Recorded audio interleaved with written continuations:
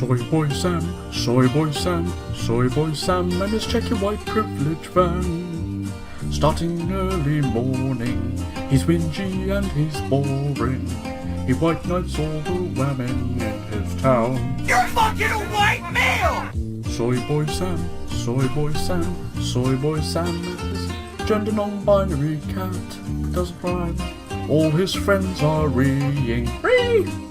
The day is just beginning. See what I did there? Sam feel he's done his duty as a man. This is Soy Boy Sam. Today he's going round the village to tell all of the people of this new feminist that he has discovered.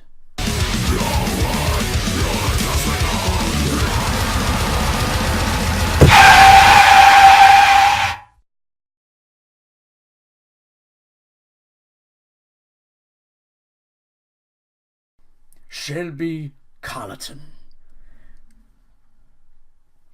She recently did a TEDx talk in Alberta.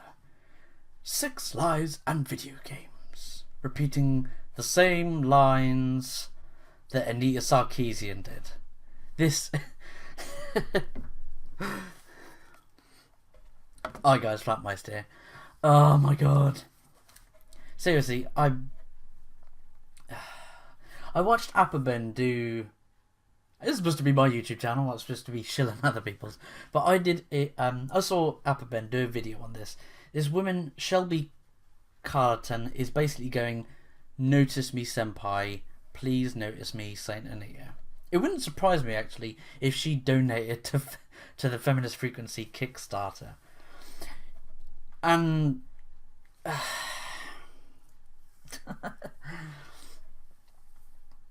she repeats all of the same talking points from 5 years ago.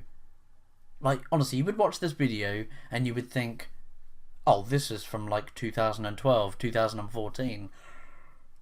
Nope. It's not. It really isn't. So she says that she's basically saying that games are somehow putting a message across, like that they are brainwashing message, or messages that will change you in real life, that somehow culture can change, it gives you negative sends negative messages to players. You know, the talking points of, oh, my male gaze, my male entitlement to women's bodies. The bikini is not armor. Yeah, it's a fictional. It's all fiction. They're fictional characters. These points have been refuted numerous times. But hey, when you say that, sex without citations, you just say, sexual content in games makes gamers sexist, makes male gamers sexist. No proof. But when Trump says, or any sort of right-leaning people, you know, sort of the crazy Christian parent groups, and they go, violent video games cause violent shootings in real life. And then you all start going, oh no, stop making excuses, you need to do about gun control and shit. But that's getting off topic. She cites Resident Evil, in which pretty much most of Japanese games from Japanese studios, they actually have really well written and actually kick-ass characters, kick-ass female characters. She says that the character from Resident Evil 4 was a really weak character. I remember asking my dad about Resident Evil 4 and why the girl was always needing to be saved by the guy. She's useless was my general opinion of her, and I think that was my dad's too. Yeah, it's because she was...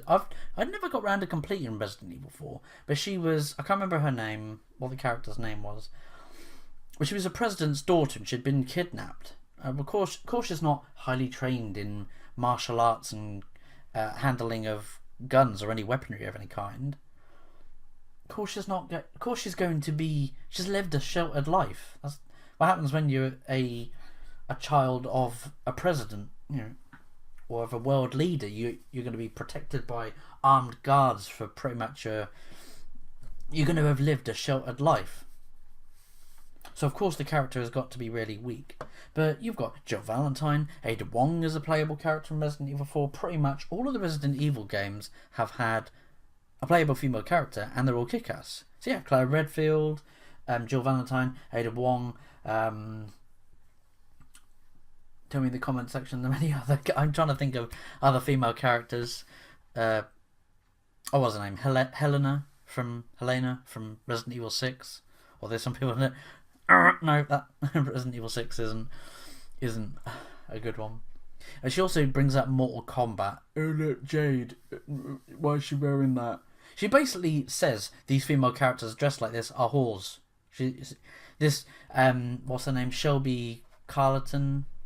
Yeah, she basically says that any character that dresses sexual is a slut, essentially, whorish. Jade looks like a bit of an idiot because who shows up to a fight wearing a bra? Jade, on the other hand, looks like she woke up this morning and then got lost on her way to a pool party, at a strip club, at a Playboy mansion, in the desert. In the world of Mortal Kombat is kind of based off of like what John Carter of Mars and sort of the Conan the Barbarian. I'm trying to remember the race that Jade is. It Edenian? I don't know. I'm probably getting that from someone else. I swear something like that. Like that they're like not an all female, but they're sort of female. Like Kitana's. Because Jade in Mortal Kombat, Jade is Princess Kitana's royal protector, royal guardian. And obviously, and I've said this in numerous videos, that what if in the world of insert whatever game, what if in this world sexuality and sexism isn't a thing in their world, and that they're fine wearing these clothes. Ivy from Soul Calibur, for instance. What if it's just their culture? I mean, hell, in African tribes, they wear barely any clothes. Are you gonna slut shame those women in those Maasai tribes that wear barely anything, or they have their breasts swinging freely in the breeze? You're gonna slut shame them?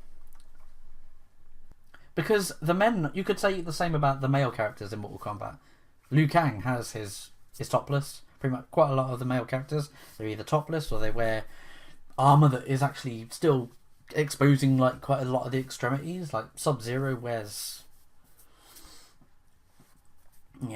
sort of padded armor on the chest, but you could get stabbed in the armpit, get through there or anything. A lot of it's all power fantasy for the player. And I'm not talking male player, just any player in general. Game's supposed to be escapism, not for you to go, sexism.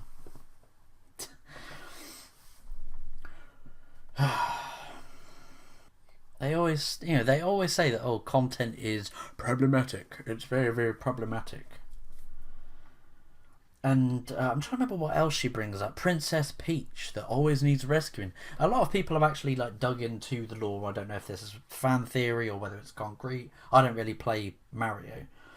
But some people have theorised, and especially with Paper Mario or something, they've theorised that Princess Peach actually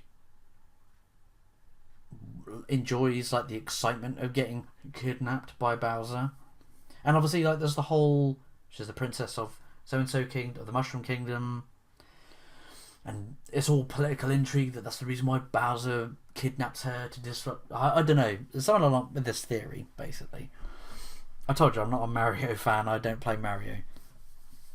But I mean, Princess Peach has also been in other spin-off Super Mario games in which she's been the hero and she's had to rescue Super Mario as well. So I'm trying to remember what else in the video. Oh yeah, she brings up when I was saying about the slut shaming, right? Of the choices. She brings up Catwoman from Batman Arkham City, which is annoying because that content should have been on the disc. I think they did a Game of the Year edition, but I had a pre-owned copy, and it didn't have the Catwoman prologue. And throughout Arkham City, you could find where the story intersections, and you could swap over to Catwoman and play her, because these events are playing side by side, and you get a bigger understanding of the picture if you play as Catwoman as well. And this I keep forgetting what this woman's name is, Shelby Carleton. She says that when you play as Catwoman, it's gendered insults or gendered violence. I'm like, I thought you said that at the very beginning of your video that when you've played games that women have always been meek and weak individuals that can't hold their own, and then Catwoman, who's got a thick skin, she doesn't need your protection, Shelby. So Batman is often attacked based on how freaky he looks in his costume. Whereas Catwoman, she is attacked, and please note she is also wearing a costume, she's attacked based on her gender. Catwoman gets catcalled based on her gender, and it is her personal attributes that are being attacked. Attacked. I keep forgetting which way around it is. Yeah, Shelby Carleton. She's got a thick skin. She can fight. She can fight several people at once. She can hold her own, and but saying like it's gendered violence, like she's a criminal herself. But beating up male characters is fine. She brings up Shelby also brings up the good old classic go-to GTA, and you can pick up a prostitute and have sex with them and pay them money, and then after they get out of the car you can kill them and take your money back. Because yes, that's what all of GTA is all about. They're NPCs. You can kill any NPC, male or female. It's not gendered violence. You don't even have to pick up a prostitute. It's not a part of the actual. It's not a part of the actual game. But it for some reason, like now, whenever you think GTA, you like for some reason that's been like the one. Pick up a prostitute and pay for sex, and then have sex with her, and then kill her and take your money back. Such a weird go-to point when they bring that up. Soy boy Sam, sipping on his latte can. Oh God, yeah. It's so cringy watching this. She even pulls out like while she's talking, she then undoes her bra, pulls it out, and it's got like some kind of like medieval like cosplay attachment to the bra. And she goes, "That's why I refuse to wear bikini as armor." And everyone goes, "Oh yes, lovely, Shelby Carleton." To continue to push for this change, we all need to armor up, men and women alike. And, okay, I do not mean bikini armor. I do not mean this. I am ready for change because I have seen it and I know that it is possible, but I also know there is still a long and difficult fight ahead, and I will not be wearing just a bra to fight it. She says she's a developer as well, and that's why she probably works for BioWare. That's talking of BioWare. She brings up a Mass Effect 3. You can play as a female or male character. Yeah, you could in Mass Effect 1 and Mass Effect 2. It's not just new to Mass Effect 3. What? Not even new to just Mass Effect. Any BioWare game, any BioWare RPG game, Dragon Age 2, Dragon Age Inquisition, Jade Empire, Baldur's Gate. I've not played that one. You can pick your gender. It's not nothing new. So stop repeating. It wouldn't surprise me. It wouldn't have surprised me if she'd brought up, "Oh yes, in Hitman Absolution, you can kill. You're incentivized as the player to kill the strippers in the nightclub level." No, you're not. It seems you're just copying and pasting Anita Sarkeesian. Let's look to Anita Sarkeesian.